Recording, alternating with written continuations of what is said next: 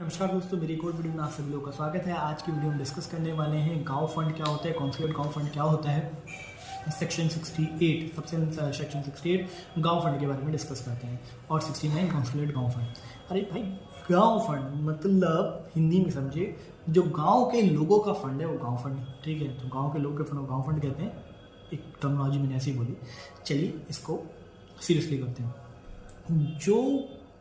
जो भी पैसा, ठीक है, जमा किया जाता है ग्राम सभा में, ग्राम पंचायत में या भूमि प्रबंधक कमेटी के अंदर, मैं फिर से बोलता हूँ, ग्राम सभा, ग्राम पंचायत और भूमि प्रबंधक कमेटी समिति के अंदर जो भी पैसा जमा किया जाता है, ठीक है, ऑफ पर्टिकुलर विलेज, किसी भी पर्टिकुलर विलेज की, ठीक है, मतलब विलेज की ग्राम सभा, ग्राम पंचायत, भूमि प्रबंधक कमेटी में पर्टिकुलर विलेज की जब पैसा जमा किया जाता है उसे ही गांव फंड कहते हैं, ठीक है।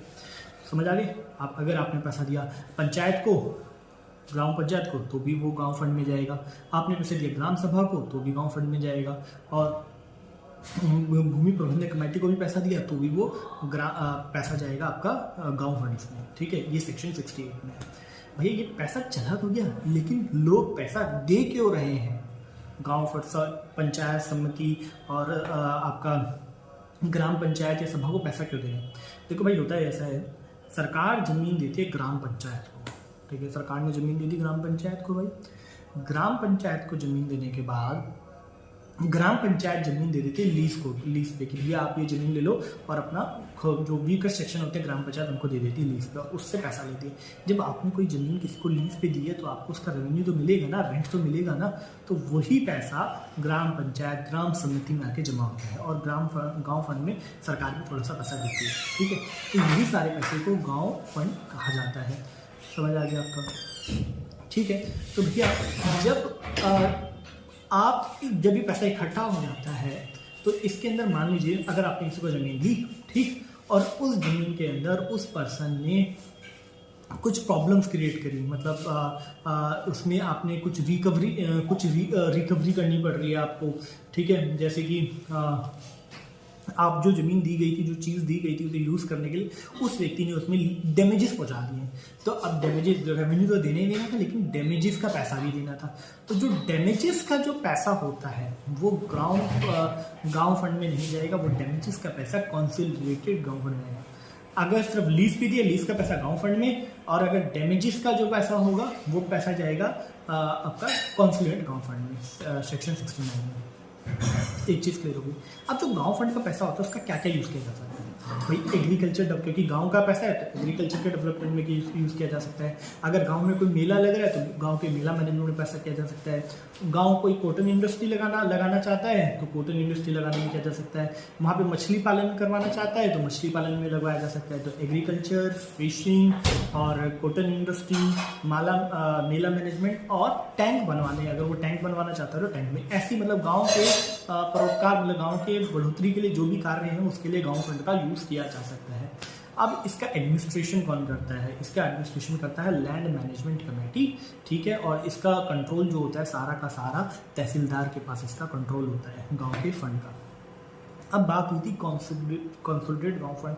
अभी कंसोलिडेटेड गांव फंड क्या है? कंसोलिडेटेड गांव फंड हमारा वो फंड्स होता है जिसके अंदर कौन कौन पैसा देता है, कौन कौन बंदा पैसा जमा करता है इसके अंदर, जिसके अंदर, जिस फंड के अंदर आपका हमारा मैंने बोला था कंपनसेशन, डैमेजेस का पैसा आता है। जो डैमेजेस का कंसोलिडेटेड गांव funds are those fund in which money comes from, जिसमें पैसा आ रहा है हमारा डैमेजेस का पैसा, जो हमने जमीन लीज पे दी थी उसमें जो डैमेजेस का पैसा आ रहा है वो पैसा इसके अंदर जमा होता है।